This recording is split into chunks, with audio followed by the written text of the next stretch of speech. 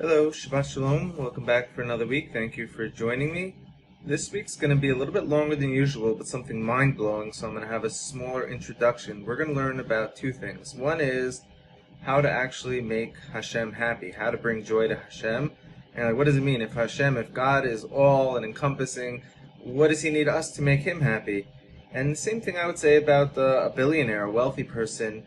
He could be alone in his apartment with all that money, but if you give him a poor person and an opportunity to help someone else, it'll still make him feel good. You could have everything in the world, but you'll still need someone else to help you feel good. And giving something to someone else is an amazing feeling. It actually secretes certain chemicals in the brain that makes you feel good. So we see there is such a reality of a partnership with God where He bestows onto us, but we also have the ability to make Him happy. We're going to learn about that right now. But if you actually look at what modern day religion looks like, as an assessment for how to make God happy, you're going in the wrong direction. It's not what we think.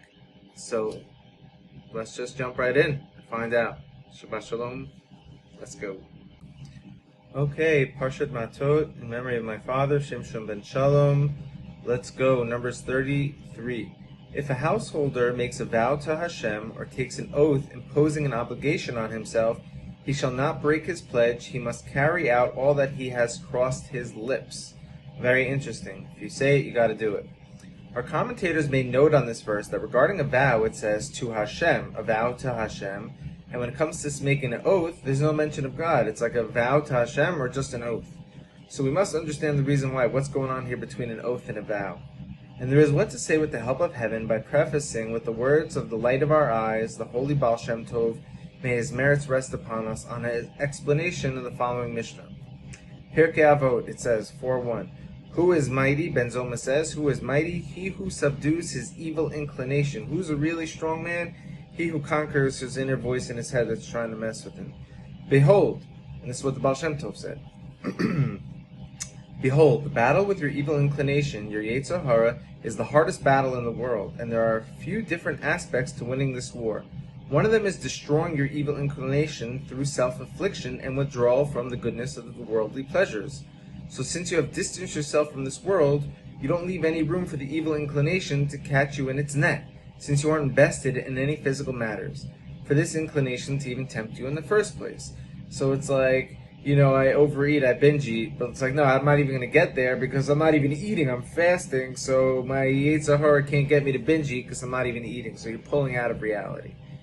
However, regarding this first strategy, to what can we compare this path? To a story of a man that catches a thief and is holding him down strongly, and if he lets him go for a split second, the thief will run away, and he can't do that because then he'll be terrified all the days that this thief will one day return and rob him again. So it's like, that if this thief, is robbing your neighborhood and you have him in your hands, and then you're going to let him go, then all of a sudden you think he's going to come back in, and the way trauma works, you're never going to be able to chill. You're always going to be afraid of this thief. This is the same scenario with someone who intentionally suffers by withholding from the joys and matters of this world, that this evil inclination is subdued before you all the while you are afflicting yourself. And if you dare start to enjoy a little bit of the physical world, he'll spring up on you and bring you down. So it's like the guy who's like, I don't watch movies because maybe something really inappropriate is going to pop up and I'm not strong enough to see it. So I'm going to hide from movies, I'm going to hide from activities, I'm going to hide from things because it's going to cause me to sin. So it seems like we're being told that's not the right way to go about reality. That's actually a lower level. But before you judge me, let's keep going. However, there's an alternative straight path for a man or a human to take, which is to involve yourself with all the matters of the physical world, which is done in a manner that for the sake of heaven. So it's like, yeah, I could actually interact with the physical world, but I'm doing it for the good. I'm not doing it for my own, self-gratification to sin. And you don't distance yourself from them. Rather, you conquer evil inclination, which can be found within the pleasures of this world. And you convert that force into an inclination for the good, your Yetzer Tov, which is when you use this force for an elevated manner, as is taught by the sages of Israel. Like, drinking a lot of wine actually can get you in trouble if you're just drinking wine all day. So you see, wine is something people are like, oh, I don't drink wine, it's just going to get me in trouble. But like, no, you know what else you can do with wine? You can throw a big party with all your friends and have wine at the table and bring some books and everyone's hanging out. It's an amazing time. It's a beautiful thing. So Brachot 54a. And you shall love the Lord your God with all your heart, And we know the Gemara here is quoting from Moses from Deuteronomy. The Mishnah explains this verse as follows. It says, you should love your God with all your heart. In Hebrew, bechol levavecha, it's like a plural heart. So what does it mean, like a plural heart? Which means your two inclinations, your two hearts, with your good inclination and your evil inclination, both of which must be subjugated to the love of God. So we're all a little bit schizo, we're all a little bit bipolar over here, because we have two things inside of us. We have an inclination that's the frontal cortex, the animal side, and we have our soul living together, which also leads to a lot of gender misidentity. A lot of people are like, oh, I'm not this gender, but you're right, you're actually something non-genderless, which is a soul.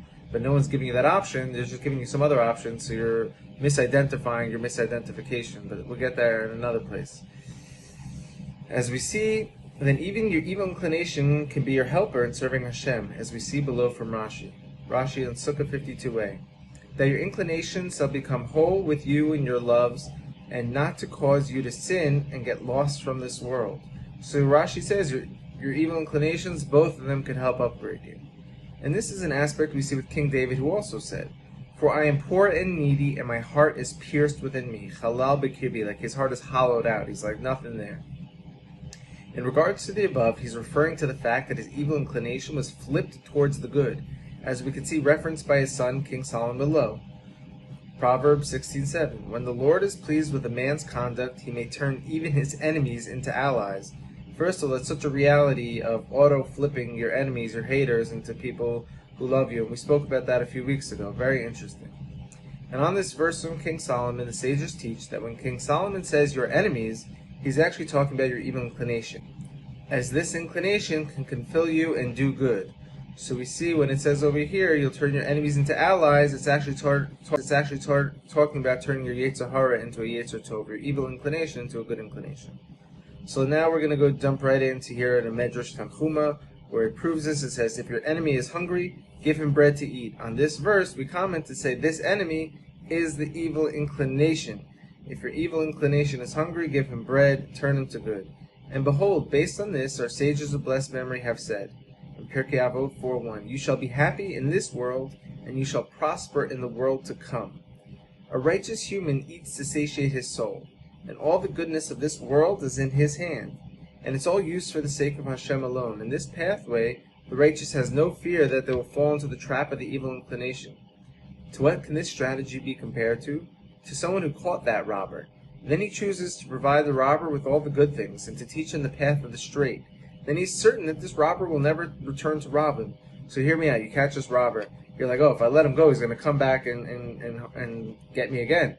I don't want to kill him, and I'm not into the business of killing robbers, but maybe if I hook this robber up, like, hey, robber, here's a little grant, go bring this home to your wife, you don't need to rob me, and here's some lessons on how to think strategically on investing your money. Hook him up with some knowledge, some wisdom, a little starter kit to get his life going. That robber is going to be your guy. He's going to even protect you. He's got your back.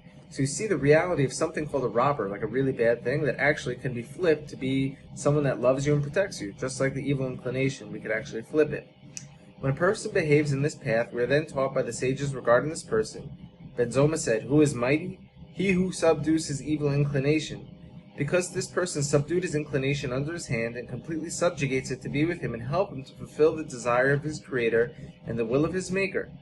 So until here are the words of the Baal Shem Tov. So the Baal Shem Tov is basically saying two ways to go about serving God. One, run away from all challenges, so at least you don't have to fall, you're guaranteed to be safe. Or the second, go in deep, fight your battles, and take all those voices in your head that want to get you to do wrong and elevate it. It will start to help you out and bring you to a very high, lofty place. And behold, alongside of the worthiness one receives by conquering his evil inclination, by converting it to good, there is an additional benefit of enjoying and elevating this physical world for the sake of heaven, which is that you bring a great joy to the one, may his name be blessed. Wow, you actually bring joy to God. Like God needs God needs something from us. It's a beautiful thing. Absolutely beautiful thing. And when this theme is touched upon by the holy writings of our sages, an analogy is used to relate to the matter. That the joy the father receives when his son returns back to him after a long while of being stuck in captivity in a faraway place. Imagine the joy of a father when the son comes home after captivity. There's no words we could describe to measure that joy. This is the same joy God gets when we serve him with joy. And similarly, this is the same with the pleasures of this world that have fallen from the light of the face of the Blessed One to descend into the mundane, lowly world. And if a person uses these physical pleasures to bring tranquility to his Creator and Maker, then by doing this, he rectifies these fallen matters and returns them from afar back to their Father in heaven, and the Blessed Hashem receives them with a great pleasure and intense joy. Whoa, time out. We can actually be in the business of bringing joy to God. It's an unbelievable concept. And all we have to do is enjoy our time down here. Don't run away from this world. Be strong. Don't say, I can't go to the movies because I'm going to look at something inappropriate. Go to the movies, but don't look at that inappropriate thing. So you can actually enjoy the movies and you keep your brain holy. But today's religion is kind of saying we're not strong enough to do that, so we build a fence around it. Totally understandable. Not the ideal road. That's what we're being taught. However, it is the opposite when a person refrains and holds himself back from enjoying the matters of this world. This actually causes anguish to Hashem, as the holy sparks that reside amongst the mundane world aren't able to return back to Hashem where they came from. And we can understand this in the Torah portion dealing with the Nazarite. Regarding the Nazarite, it says, throughout the term of their vow, the Nazarite, no razor shall touch their head, it shall remain consecrated, which is the word holy. He shall be holy. So we see from the verse that the Nazarite is called Kadosh, holy. As well, we can see in another verse dealing with the Nazarite, the priest shall offer one as a sin offering and the other as a burnt offering, and make expiation on the person's behalf for the guilt incurred through the corpse, through their soul, through their nefesh. That same day the head shall be reconsecrated. So we see actually over here, the Nazarite is being called a sinner, as he is afflicting himself. And we learn this from Tractate Tanit, that anyone who afflicts himself is called a sinner. 11a.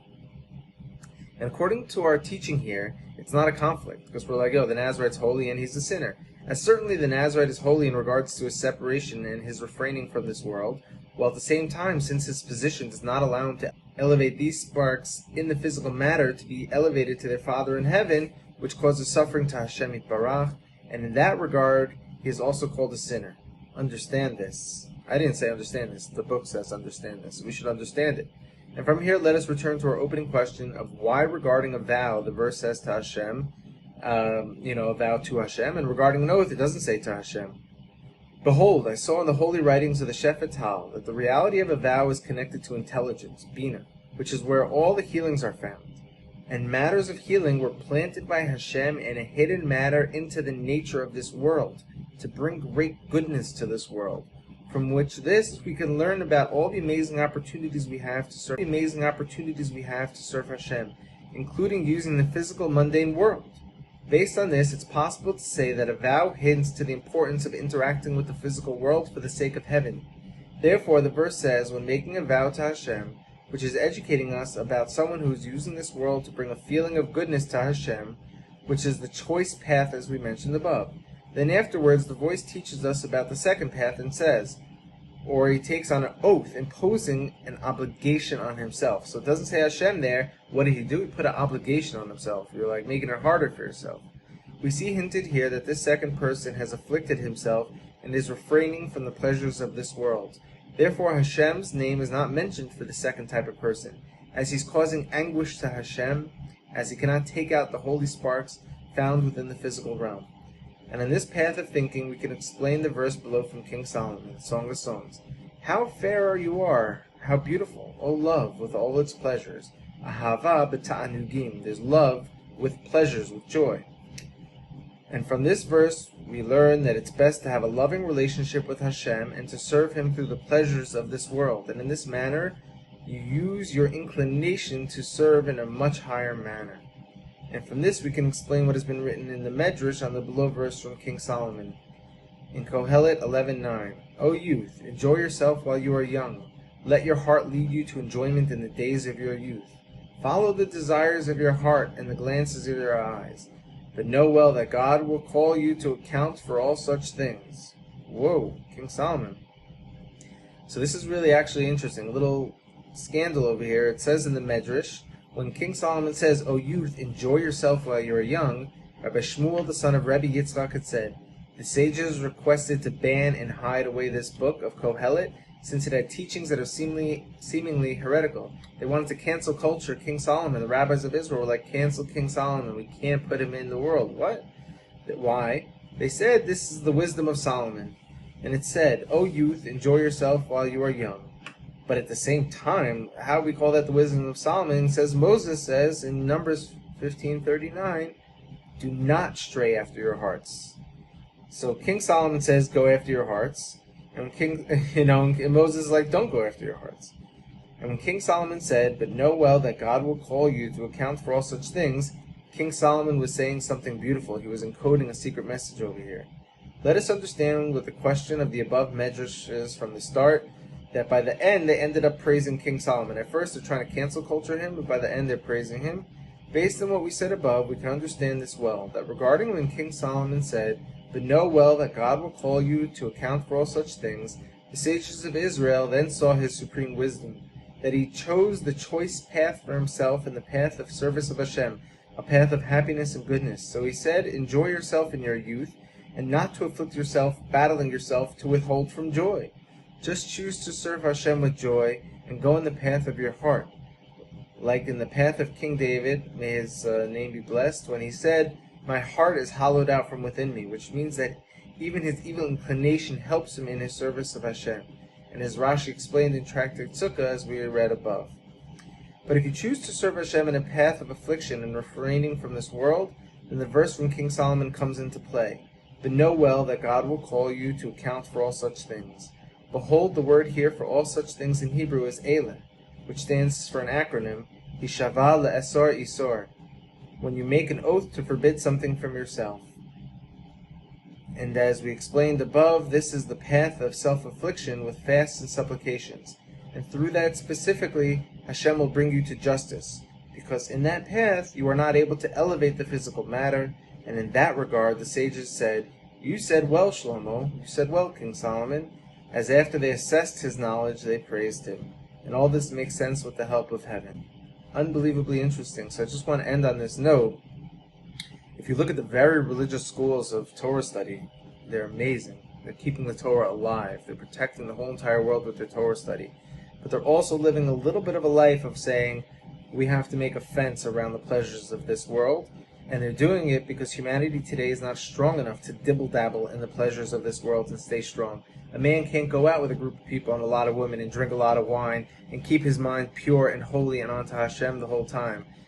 So we're just not doing that. And that's totally understandable because we're not there. But we're actually learning the highest level is for you to be unfazable. I'll drink wine with whoever you want me to drink wine with in this world, and I won't have one impure thought. I will just serve God. If I'm talking to this girl who happens to be a beautiful girl, and a normal man may get tempted to be like, oh, wait, let me have some inappropriate thoughts about this person because there's wine and here, No, we should be like, oh, does this person need help, learning how to read Hebrew? Does this person maybe want to learn how to pray? So I'm going to take this opportunity of drinking wine in this group setting and talking to a beautiful human to forget the fact of this world. It's nothing to do with this world. It has to do with helping the growth of spirituality, of love and light and Hashem.